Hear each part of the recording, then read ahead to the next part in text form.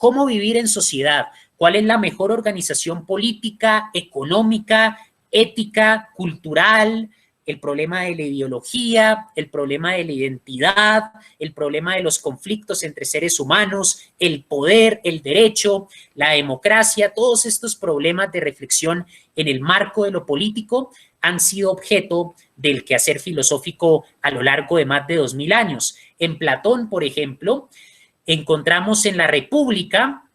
la propuesta de una polis ideal. Entonces Platón propone una ciudad-estado ideal donde se tiene al rey filósofo, y el rey filósofo es como la cabeza en el cuerpo humano, porque Platón va a proponer una concepción de la polis ideal que se expresa metafóricamente con el cuerpo humano. Así como la cabeza es donde está la conciencia, las emociones y la que orienta todo el funcionamiento del cuerpo, en la polis ideal, en la ciudad-estado ideal que piensa Platón, el rey filósofo debe ser la cabeza del cuerpo social. El rey filósofo es el que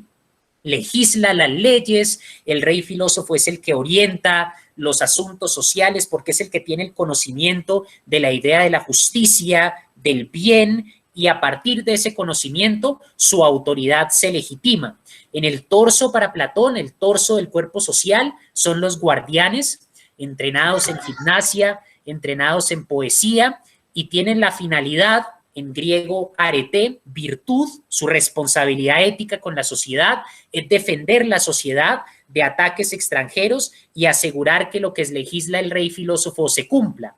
Y las extremidades del cuerpo, las piernas, particularmente, para Platón son los artesanos, los agricultores. Los artesanos y los agricultores producen para la sociedad los medios de subsistencia, y en esa imagen de una sociedad representada por el cuerpo humano, para Platón deben ser las piernas que permiten que el cuerpo ande y funcione a la luz de lo que legisla el rey filósofo. Desde Platón, pasando por la política en Aristóteles, donde hay una reflexión filosófica sobre los diferentes sistemas de organización político, una reflexión filosófica sobre la constitución política de las diferentes ciudades-estado en Grecia, un análisis de la democracia, de la monarquía, de la aristocracia, muy importante y muy relevante, pasando por autores de la tradición de la filosofía moderna, como John Locke, con su tratado sobre la tolerancia, con sus ideas del liberalismo filosófico, llegando a la Ilustración, con autores como Kant, y también pensadores como Voltaire, Montesquieu, Rousseau, que con sus ideas han moldeado la constitución contemporánea del Estado burgués en cuanto a lo jurídico y en cuanto a la repartición de poderes, porque esos autores representan una reacción frente al absolutismo monárquico. Y de la filosofía moderna llegamos a Hegel, a su preocupación por la filosofía social, a su preocupación filosófica por la historia. Hegel es un autor del siglo XIX, y estos autores ya los iremos elaborando, entendiendo, leyendo más adelante. Por ahora solo quiero enunciarlos. De Hegel pasamos a Marx. Marx, un autor alemán, nació en Treveris en 1818 y murió en Inglaterra en 1883. Marx desarrolla una filosofía humanista que denuncia las formas de negación del hombre en la ideología, en la religión, en la política y en la economía. Y Marx, en el desarrollo de su pensamiento, pasa de una filosofía crítica frente al idealismo alemán, frente al socialismo utópico, frente a la economía política burguesa de tradición inglesa, a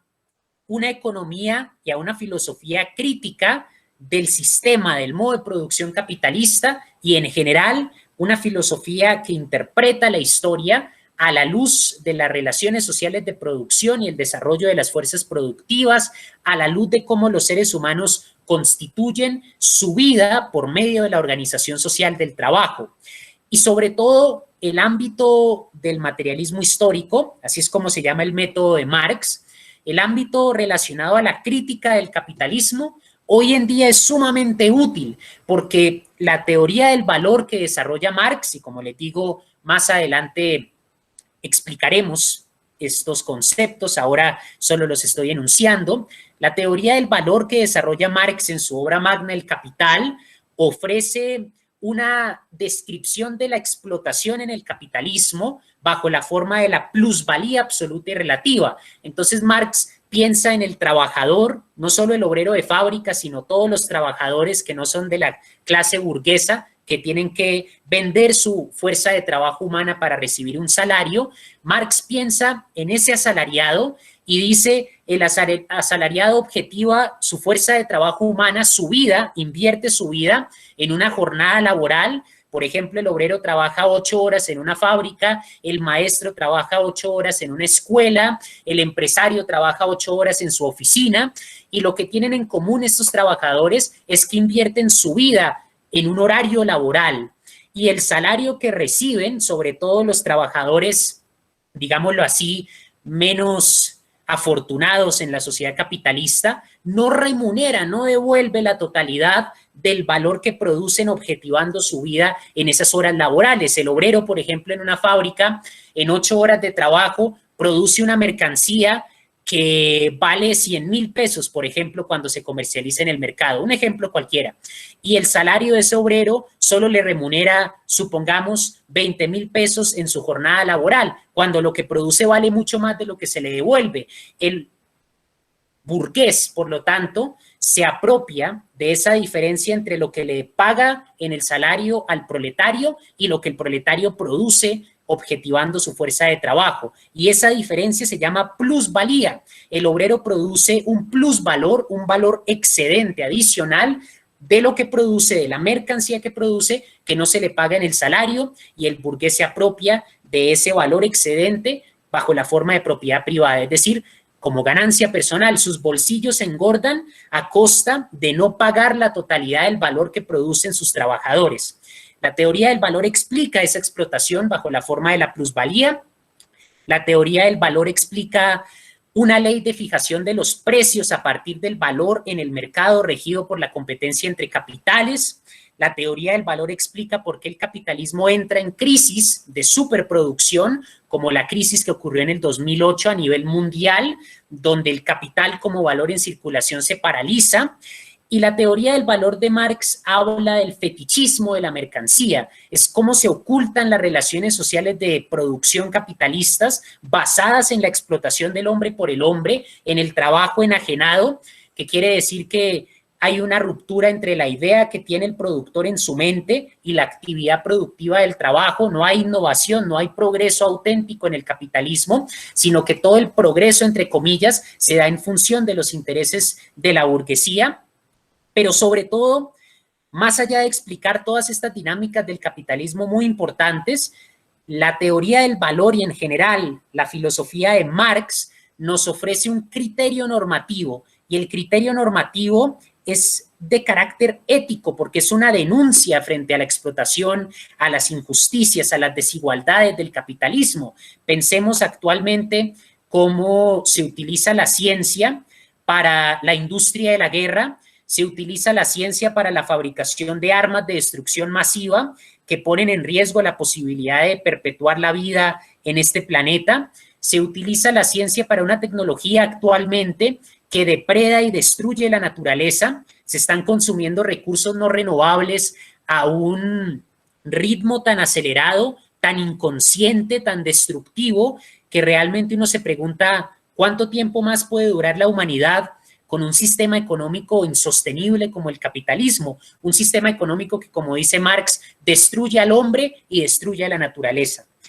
Frente a esas contradicciones del capitalismo, hoy vemos que hay 10 personas, las 10 personas más ricas del mundo, que acumulan y concentran más capital que el 90% de la humanidad, del resto de las personas. Es decir, solo 10 personas, las más ricas del mundo, entre ellas tienen una fortuna que supera toda la riqueza y todo el trabajo de más del 90% de la humanidad. Hay una concentración de la riqueza cada vez mayor en los ricos, que hace que la brecha entre ricos y pobres aumente cada vez más. Los pobres cada vez más son explotados, son más miserables, su dignidad se pisotea, su libertad se niega y se rechaza, en lo económico, pero también en lo político, porque lo político es un reflejo de las contradicciones económicas. Marx nos permite entender todas esas dinámicas y pensando en el país en el que vivimos, en la coyuntura actual del paro, por ejemplo, para entender por qué el gobierno comete crímenes de lesa humanidad, por qué la policía mata a gente inocente que está ejerciendo su derecho a protestar contra un gobierno ilegítimo, por qué la policía responde con una violencia ilegítima, desproporcional, criminal, por qué el ejército ha cometido distintos crímenes de lesa humanidad, los falsos positivos, por ejemplo, más de 3,000 jóvenes que fueron asesinados por el ejército y se hicieron pasar por guerrilleros para obtener dinero. Esos son crímenes atroces, no tienen nombre. Para comprender por qué el gobierno llega a cometer semejantes atrocidades, crímenes deshumanizados y barbáricos realmente, la filosofía social, y particularmente les hago la invitación a indagar sobre Marx, particularmente el marxismo ofrece herramientas muy útiles para entender toda esta realidad política, económica y social, pero Marx no es el único. Ustedes se encuentran en la filosofía, como les venía diciendo, Platón, Aristóteles, autores de la tradición moderna y de la filosofía contemporánea, encuentran la Escuela de Frankfurt, por ejemplo, la nombro solamente ahora, un grupo de filósofos alemanes que vivieron en carne propia el nazismo, que tuvieron que exilarse de Alemania y terminaron en Estados Unidos, y en Estados Unidos fundaron un instituto de investigación social, y estos autores de la Escuela de Frankfurt, que es una ciudad en Alemania, hacen una crítica de la ideología, hacen un análisis de la cultura, de la política, desde el psicoanálisis y desde el marxismo.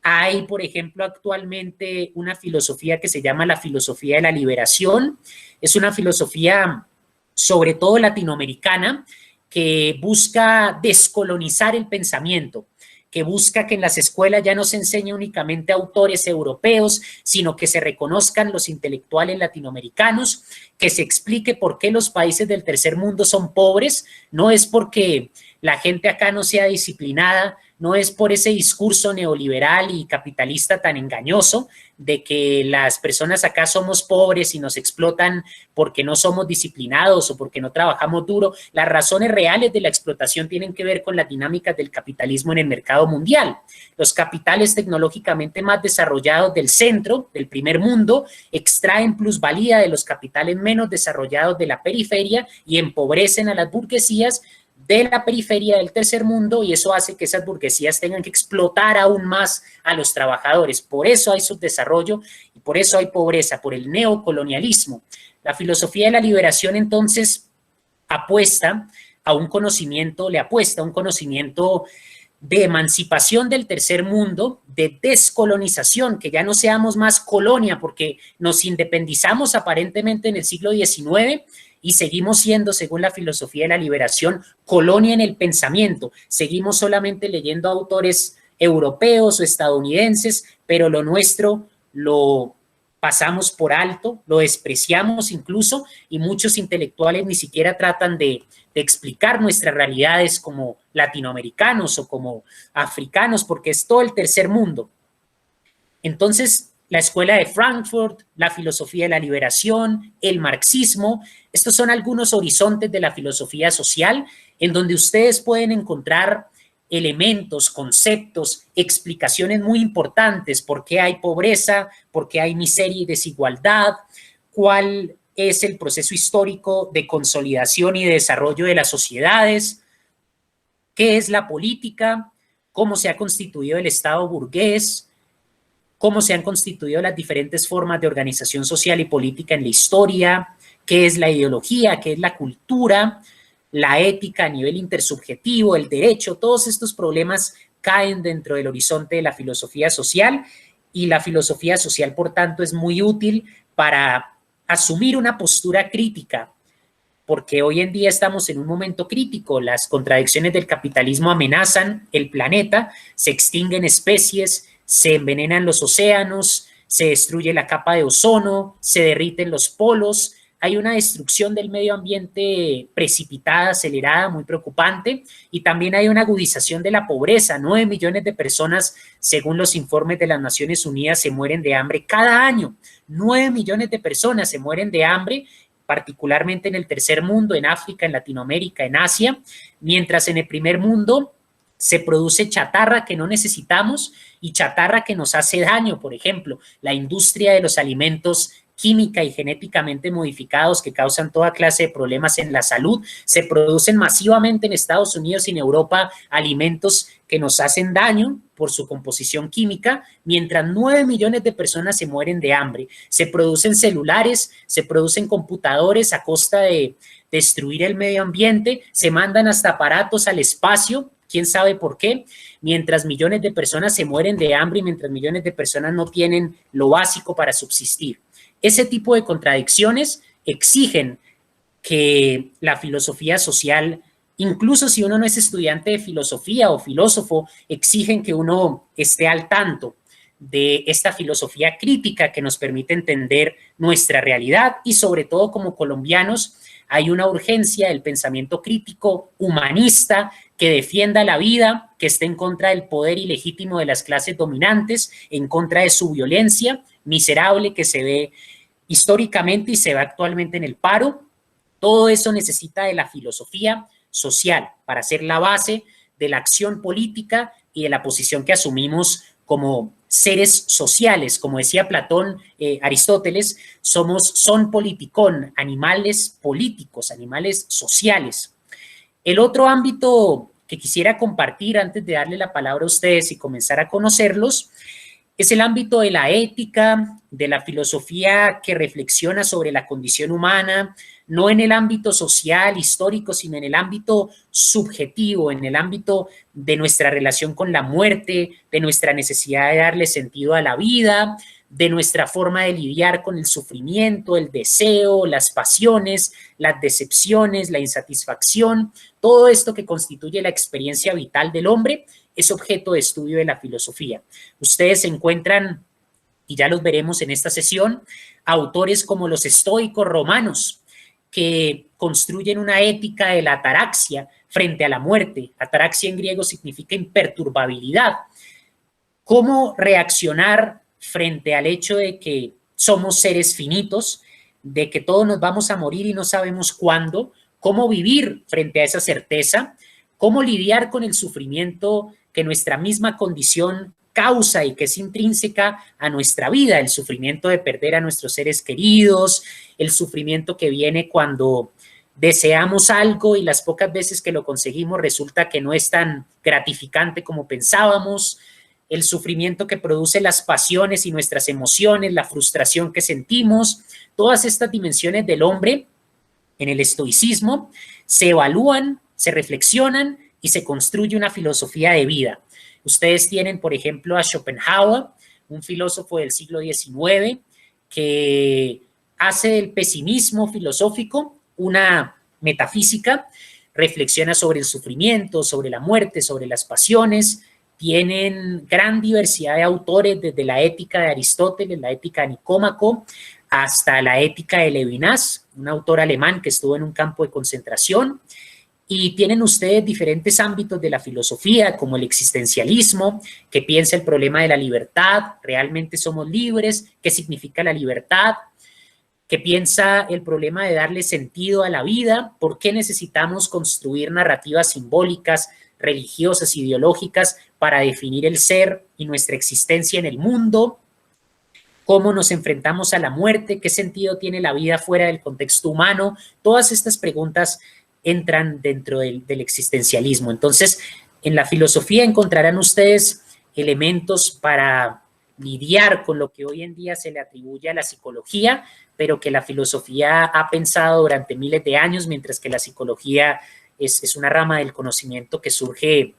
realmente a partir del siglo XIX. La filosofía lleva pensando estos problemas desde hace más de 2000 años. Entonces tienen ustedes ahí dos ámbitos en los cuales la filosofía es de gran utilidad, en lo social y también en lo personal, en lo psicológico, en lo subjetivo, en lo ético.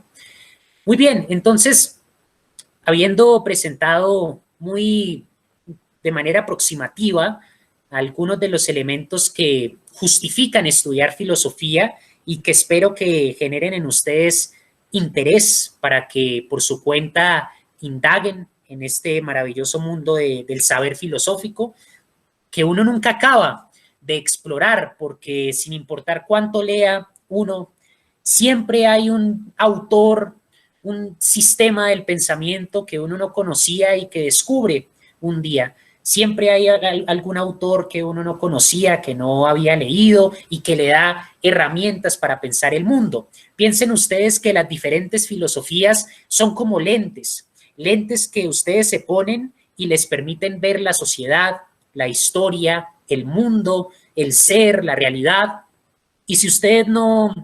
están de acuerdo con esos lentes, o sea, no están de acuerdo con ese autor que leen, no les gusta, no están de acuerdo, pues entonces pasan a otro autor y encuentran otro par de lentes distintos que les permiten ver la realidad de distinta manera. Esa es la belleza de la filosofía. Hay muchísimos filósofos y autores, nunca se agotan, y hay múltiples perspectivas, múltiples interpretaciones de la condición humana. Siempre van a encontrar ustedes alguna reflexión que va a impactar su vida, porque la filosofía no solo se estudia, no solo se lee abstractamente, sino que la filosofía se aplica, se convierte en una filosofía política y social y en una filosofía de vida. Uno lee a Schopenhauer o lee a los existencialistas o lee a Heidegger en Ser y Tiempo o a Sartre en El Ser y la Nada,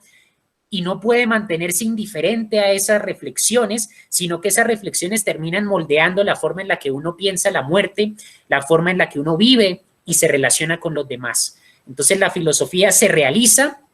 cuando se vive y cuando se aplica, no solo cuando se aprende teóricamente, sino cuando se lleva a la práctica y nos permite vivir de una manera